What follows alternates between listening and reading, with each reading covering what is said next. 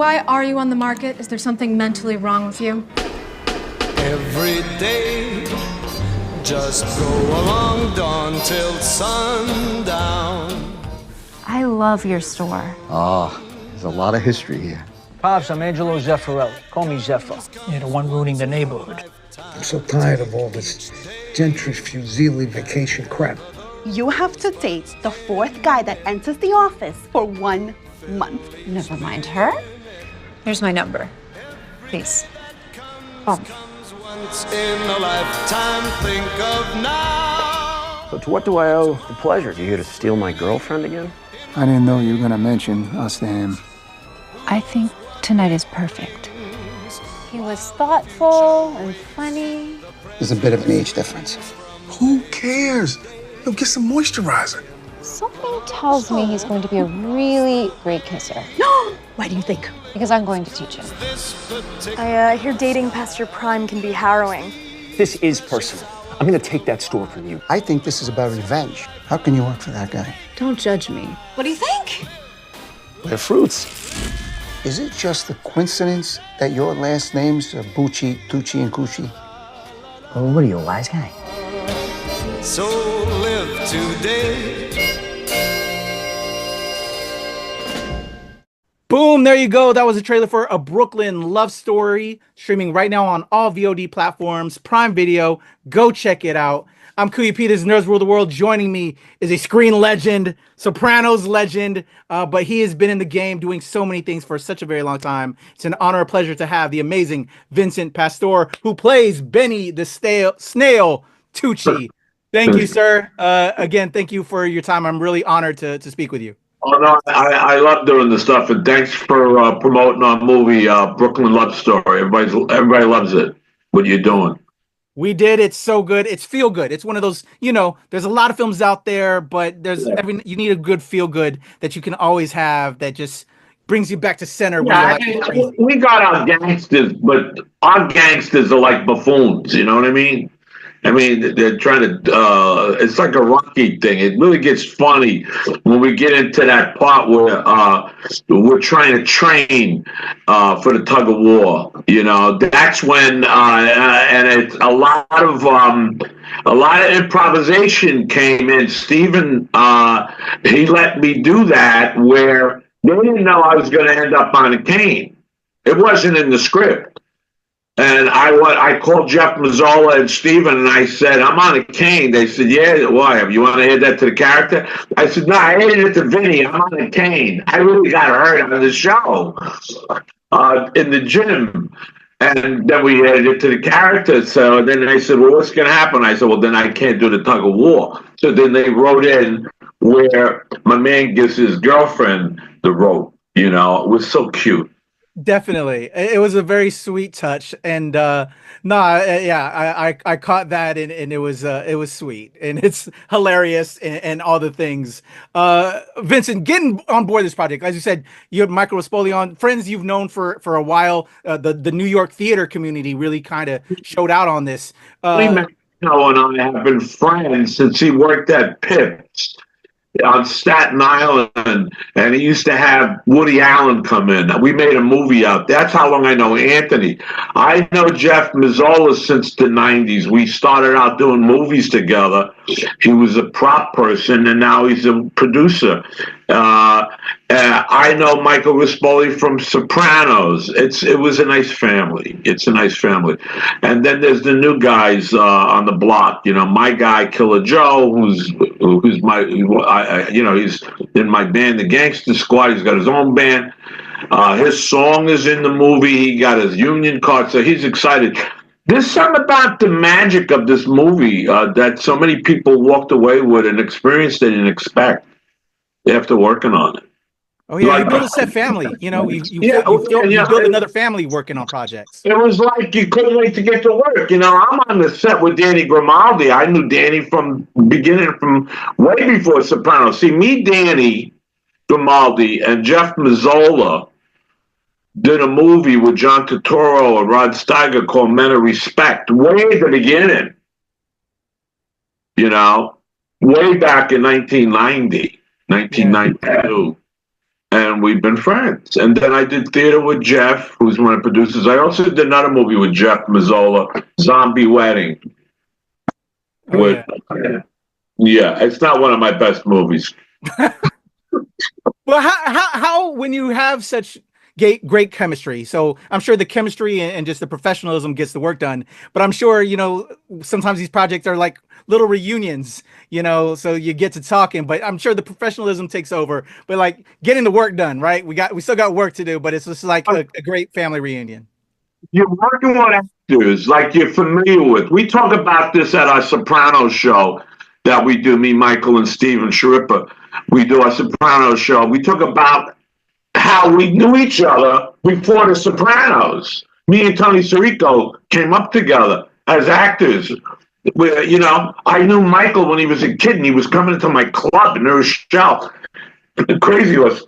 And when you know people, the chemistry is a lot easier. So working with Joe D'Onofrio, I've been working with Joe D'Onofrio since I met him on Bronxdale when he was a baby. These are my friends. Yeah. So when you get a phone call from Jeff, and Steven was on the phone as well, and they said, we want to offer you a role. And I said, well, I don't want it to be the same character that I'm playing in Gravesend, because in Gravesend I'm a consigliere. But Gravesend's serious. I mean, we kill people, Yeah. So Jeff said, no, it's a comedy. And I love comedy. Yeah. So it's easier because you have the chemistry sometimes, or does it make it sometimes a little bit more difficult, or in that you hold each other to a different standard? No. It's like I'm on Asante, and I did a movie called Gotti years ago for HBO, and now we'll work together on this film called Don Q. We did Don Q, and we're doing a sequel. And a lot of the actors that are in Brooklyn's Love Story are in Don Q. These independent films that we're doing now. You can't sit back and wait for Hollywood to give you a phone call when you're 78 years old. It ain't gonna happen. I did a job. I live on City Island. I did a job around the corner last week for a pilot, and the production people were from Gravesend. They said, Vinny, you want to do a day's work? I said, yeah, why not? I go down the corner. I do voiceover work at Harrington Studios here on City Island. What we're trying to do here on City Island is we're trying to condense the arts, so we don't have to go into the city. Yeah. We want to film up here. We do Gravesend Post up here, It's hard. See, one of the hard things about me working on Brooklyn Love Story is that I live on City Island, and that's that's underneath the Brooklyn Bridge. It's a commute, especially in the morning during rush hour. Well, you want to take yourself before you get out there. I feel that. What is so you know everyone for the most part, when you have these kind of familial productions, what do you find the most rewarding with this, because is it still a challenge, or how is it, with this, because it seems like you got the people, it's chemistry there, which is beautiful, so it should be an easy set, but also is it still rewarding and challenging though sometimes? Listen, if you don't want to do the job, stay home, man. I feel that. I give you a gig, you call me up and you give me a hard time, like you don't want to come in. Stay home. There's 100 actors that can do your part. Yeah. And that's the same thing with us, Yeah, it took me 2 hours to get to the set. Yeah, Killer Joe would come by and pick me up and take me out to Brooklyn Bridge. Yeah, we had long days. But then you looked at the finished product, we had our premiere. Then you say, what a beautiful story. It doesn't make the Italians look. I was telling Steve, one of the things, so because y'all have such chemistry, it still reads, without even having, just by the glances, the expressions, the emotions that y'all portray, which just makes it feel like we know these guys. It's lived in. While it might have been other projects, or might just in this film, it still reads, and it adds to the experience. Yeah. But what I really love, and I'm really glad they changed the title. The original title was The Narrows, and I'm saying The Narrows, Gravesend. I mean, boom, they pull it away. They make it a What do you call? How do you call them? Rom-com? Rom-coms, yeah. They made that, and it is because you don't realize when you're working on the project until you go to the theater and hear the audience how funny it is. Yeah. In regards to the film, A Brooklyn Love Story, again, as you said, it's a rom-com, but there's so many layers to it. You know, you come in to assist with the wise guys, if you will, but it's so much more than that. It's a community film. It's a family film. Yeah, because when Mangano's character goes to see his brother, played by Michael Rispoli, in prison, and he says, and the brother says, "I want you to go back. We got a problem in the neighborhood. They want to shut down Pop's place." Those guys were buying fruit in that store when they were little kids. You know, they don't want to shut down. That's the good side of this wise guy type attitude. They don't want to get rid of old school. Yeah. You know, and they fought to keep that place open because they didn't want to, see, the yuppies come in and take it over. And then all of a sudden these two people, they fall in love. And I mean, there's got to be a sequel. Oh yeah. I would love to see it. I would love to see it. They have a baby. I mean, I'm not dead. I can come back. Exactly. We need to definitely have you back.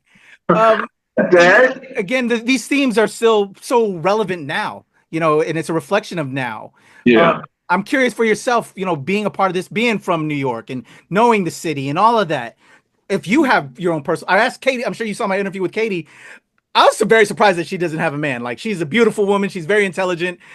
She doesn't have her own Brooklyn, quote unquote, love story yet, other than her parents' Brooklyn love story. Because she wants to focus on her career.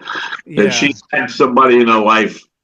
It becomes an interference. You pay your price. I mean, I was doing a play on Broadway, Bullets Over Broadway, and they gave us the notice we were shutting down Woody Allen's play. And Susan Stroman brought us all in, me, Nick Cadero, everybody. She brought us all in before we opened earlier, one particular night, and she said, "We're closing." And everybody had like this puss on. She said, "But this is the career you chose. Yeah. You sacrificed relationships and the family and everything to be here. This is what you chose. It's not easy. I love you. You're going to find work again, blah, blah, blah." And it was, I never heard it said so right. This is same thing in your business. Yeah. You don't want to, no hard feelings, man. I didn't want to work 9 to 5. So I ran nightclubs. And then I got into acting after I got burnt out in the nightclubs. I never wanted to work 9 to 5. I'm sorry. Yeah. I was up that way. So would you say your Brooklyn love story, Vincent Pastore's Brooklyn love story, is my love for the arts and the craft? Yeah, well, I came out of New Rochelle, and I went to college. I was on the GI Bill. Once I got into the business, I was doing community theater in New Rochelle. Once I got into the business, boom. Men of Respect, wise guy. Godfather, wise guy. All this wise guy. Gotti, wise guy. Sopranos, wise guy. Witness to the Mob, wise guy. And my family kept saying, "What are you doing?" I said, "That's what they hate. That's what they're giving me." Yeah. And I got typecasted really, really, really. And I tell you, it's like sometimes you wonder why you're not working on other projects, and it's because and Chaz Palminteri told me this. He said, "Vinny, everybody knows you as Big Pussy." He says it's hard for you to break that image because. And I said, "Yeah, but I was only there 2 years." They said, "But it doesn't matter. That's what they know you. They know you. People, you walk around the street, people don't call me, 'Hey, Vinny.' They say, 'Hey, Big Pussy.'" Yeah, that's the hardest thing about the industry, when you fall into that hole in a way. But it's also a blessing. We all we would love to be Big Pussy, 25 years later, me, Danny, Michael, all those guys from The Sopranos, we're getting work on films together. We're doing television shows together. We're doing new series together. We're all still together. Yeah, we became a family. It's like when me, Michael, and Steve Sharippa, we went around with our show, Conversations with The Sopranos. I mean, we're up there, we're talking like a family, and we break each other's chops like family. Yeah. And that's what's real, and that's why people want to still support us. And that's why people are going to want to see Brooklyn Love Story, because it's a real story. Definitely. Definitely, and again, it's still present now, and we're experiencing it in a lot of different ways in every city. That's what makes it so universal and so great. And There's not enough stories like this. There's not enough love stories coming out. Agreed. You know? Somebody's got to get shot in the head. You know, I mean, give me a break. Yeah, but we also need some joy and know that life is okay out here, and we have a good balance of that. Merry Christmas lights and celebrate life. Yes. So you're amazing in this, and I hope we continue to break that typecasting for you, sir, because you're amazing. Stephen and Jeff Mazzola gave me a leeway to actually create my own character. It was, like I said, when I came in, I said, I got a cane now. Why? Because I got hurt the other day. And so we incorporated it into the character. I mean, you don't get that freedom on television. David Chase did not let us make up one line. He would not let us improvise. The only time I ever improvised was in the pilot. The pilot was different. But when you're working, it's like I said to Killer, stay with me, Killer Joe, stay with me. And when you'll see him, you'll recognize him. His song's at the end of the movie. Yeah. Stay with me. You're my bodyguard. You're my bodyguard. So what happened now, this is a funny story. It's an actor's story. We go out there on a Friday, we'll go to the pier, and we have the tug of war. It could be a big day. So he says, I got to leave 4 o'clock. I says, you got to leave at 4 o'clock. You can't leave at 4 o'clock. We're not going to be done until like 11 o'clock tonight. He says, no, I got a gig tonight. Because he's a musician. He's got a band.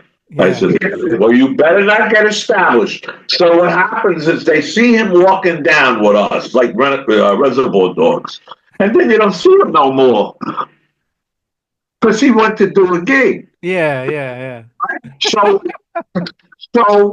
what you have to you put in your head, your ad lib is the guy really left to go do a gig. You got to play that in your head. Where is he? Well, he ain't here.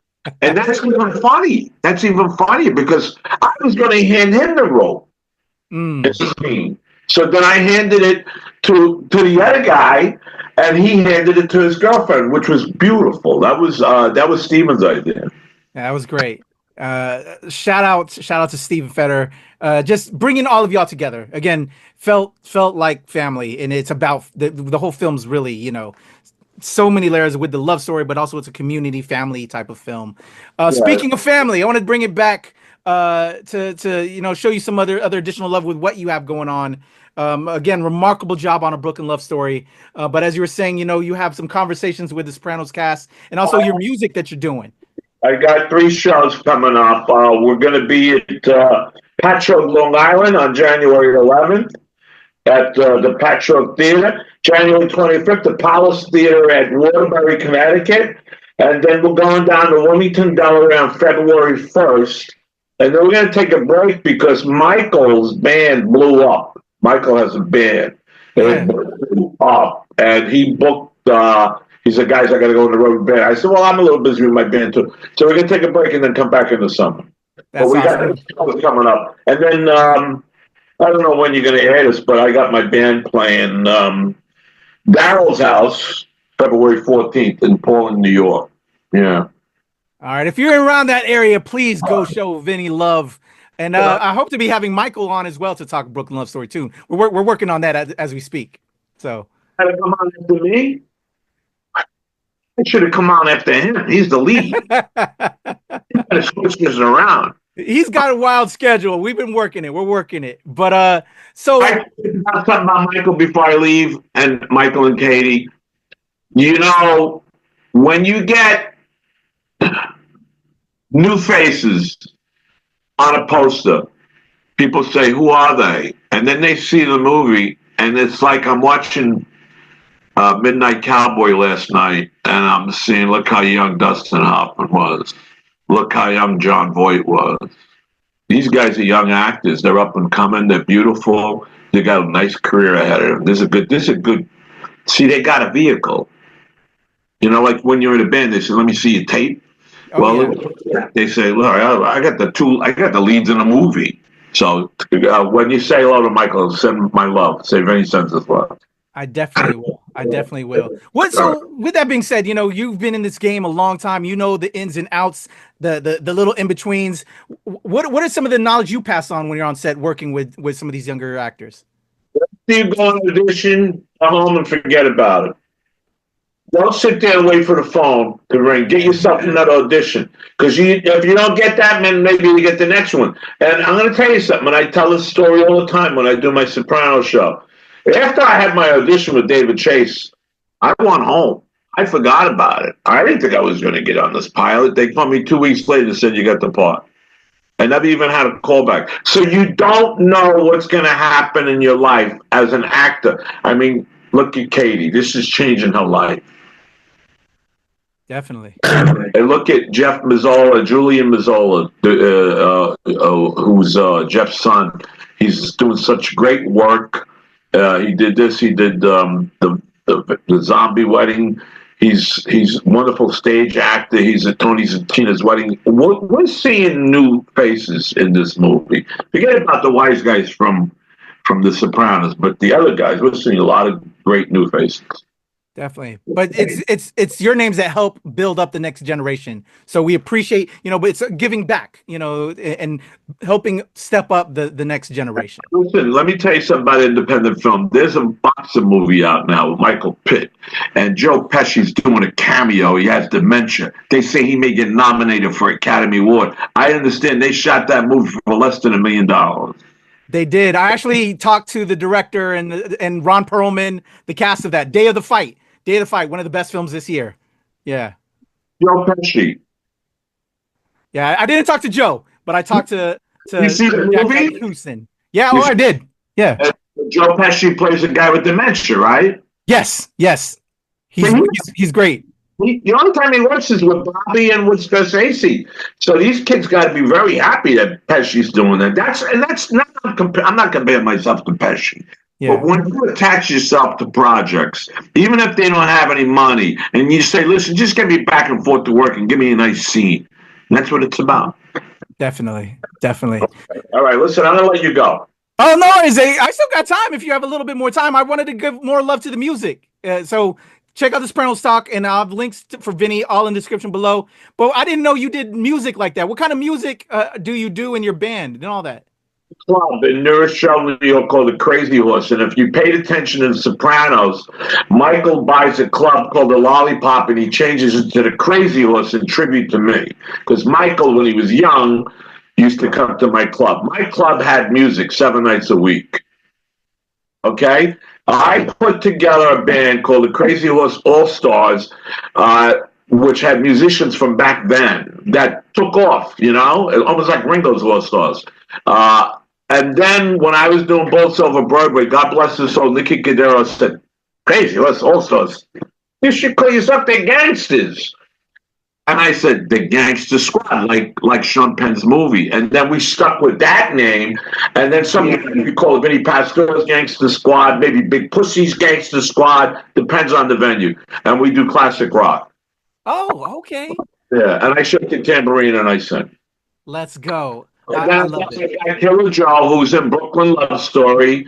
He's in my band. He's got his own band. I got Tommy Buddha Blues, who's got his own band, but he's in my band. I got these guys that have their own bands, and then they play with me maybe 4 or 5 times a year. I love it. Yeah. I love it. Well, that's amazing. And again, it is an honor and a pleasure to speak with you, sir.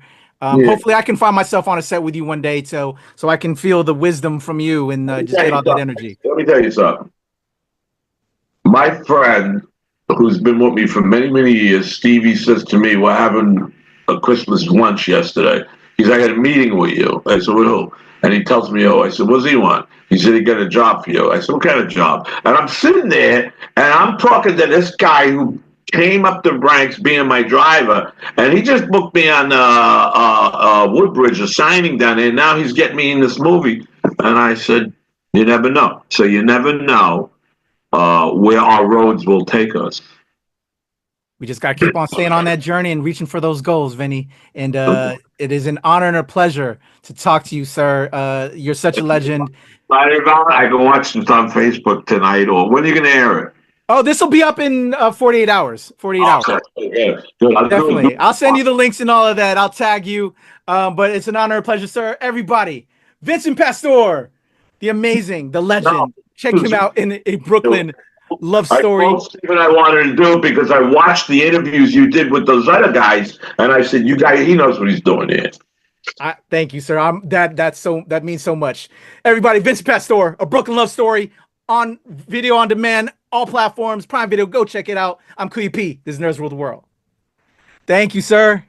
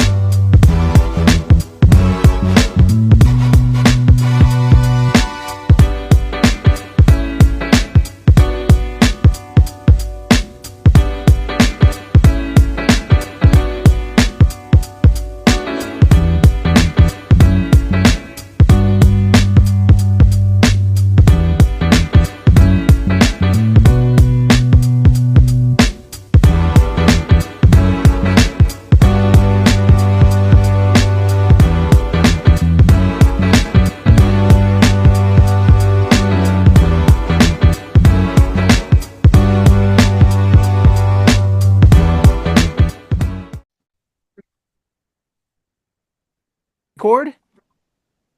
All right, let's count us in and we'll have some fun. Here we go. And Vincent Pastore. Yes. Okay, I can brutalize names sometimes, and so I want to pay proper respects. Right.